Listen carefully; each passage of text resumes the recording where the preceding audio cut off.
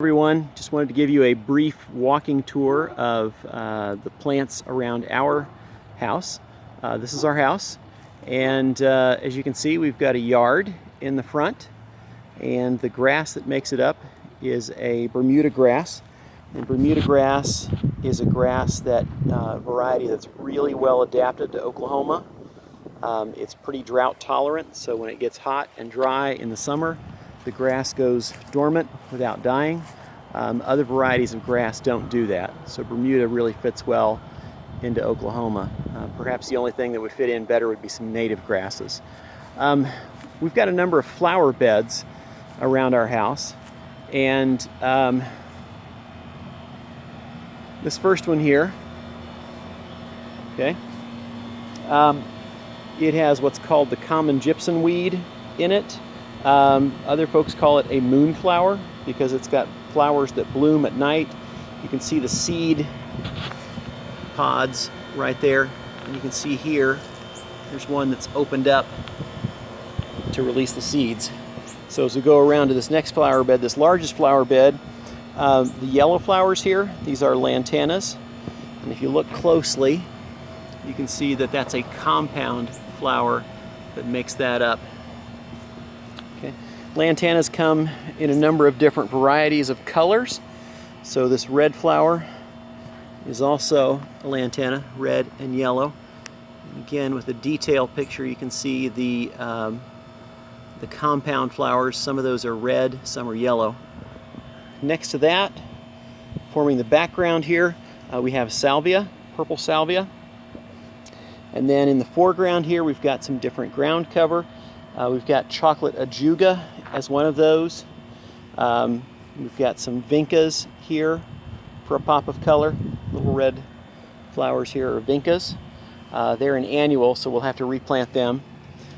This plant providing some ground cover is a sedum. There's an ice plant there. These clusters that look like grasses, those are daylilies, and they bloom in the springtime. Okay, the salvias bloom throughout the year, and you can see that there's pollinators doing their thing. Okay, you can see the bees flying there with the salvia. Okay, the bush that's here, two of those are crepe myrtles. Okay, again a vinca and some lantanas between them.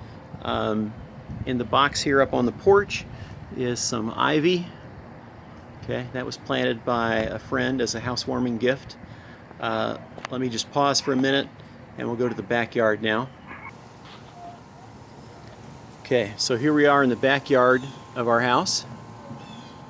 Okay, again, the backyard is made up mostly of Bermuda grass, but there are some other plants that make up that yard as well. A big feature that we see here in the backyard is this pecan tree. The trunk of that is in the neighbor's yard, but about half of the top of the tree is on our side of the fence, which gets the sun. And we've got compound leaves here, okay, and leaflets that go along making that up. Let me zoom in here a little bit so we can see a little more clearly the compound leaves. Okay, so this is one leaf, and I'm holding it by that single petiole, and then the leaflets here branch out from that. Again, those leaflets are opposite each other. Okay, in the flower bed here on the north side,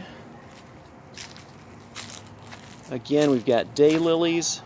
We've got some chocolate ajuga here as well, providing some ground cover. We have daffodils and tulips that come up first thing in the spring, and then they fade back, go back. Okay, they go dormant for a while. In the corner here, hanging over the fence, is a hackberry tree. Hackberries, like mulberries, produce a berry, and that berry attracts other animals to come and eat the berries and then spread the seeds around. Okay, it may be kind of hard to pick out But one of the other plants that we have in the yard is this thing. This is actually a weed called nutsedge, and it spreads. It's got an underground root system that it uses to spread itself around, as well as it will make seeds and spread itself that way. In this flower bed, we've got a nice big crepe myrtle, and over the years we've trimmed back the base of this so that I don't have branches hitting me in the face as I mow the yard, but that's what gives it this appearance.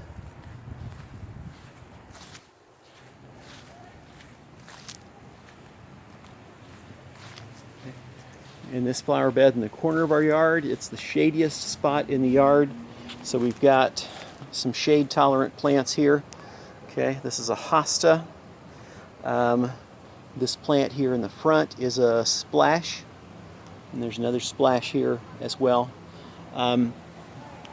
This is called a Rose of Sharon, and let's see, I don't see any flowers on it right now. It's got a white flower with a purple center on it. Okay.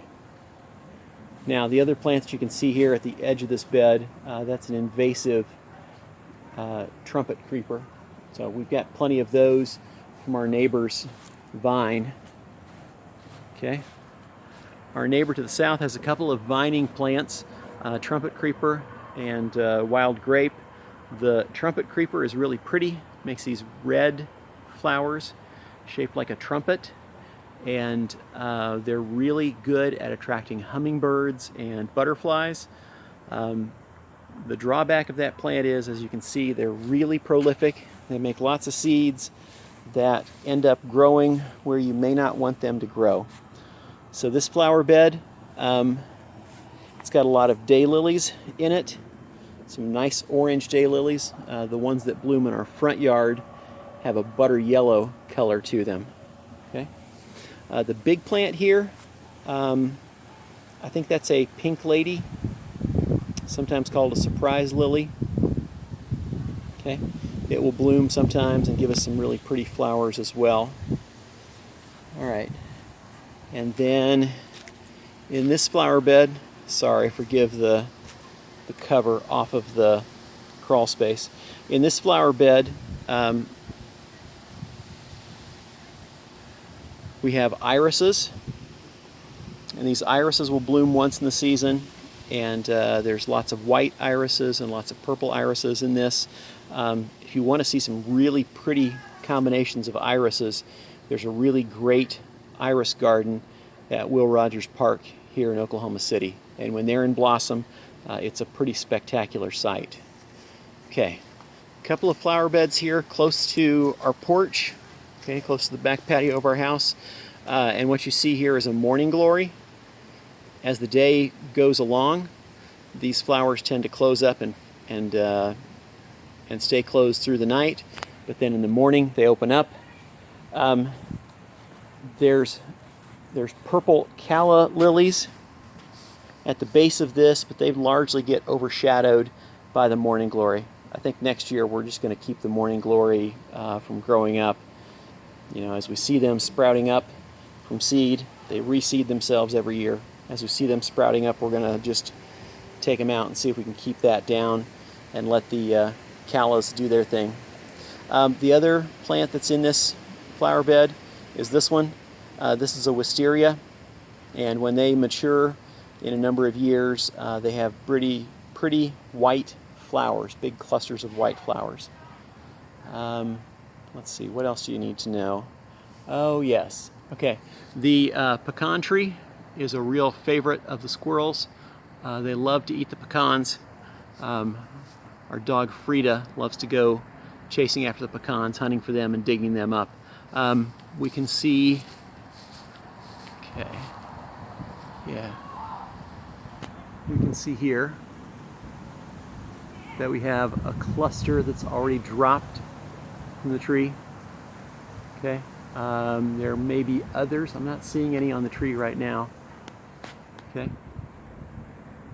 in the green space behind us, we've got some oak trees as well as pecan trees, okay, elderberries and hackberries as well. So really nice, really nice shady area here. We get some shade in the morning from these trees in the green space, and we get some protection from the noise that might otherwise come from I-44 toward our west, as well as getting some protection from the noise that comes from the east, where we've got I-235 and the railroad tracks that go along with it. Okay, thanks for watching. Hope you enjoyed this. Bye for now.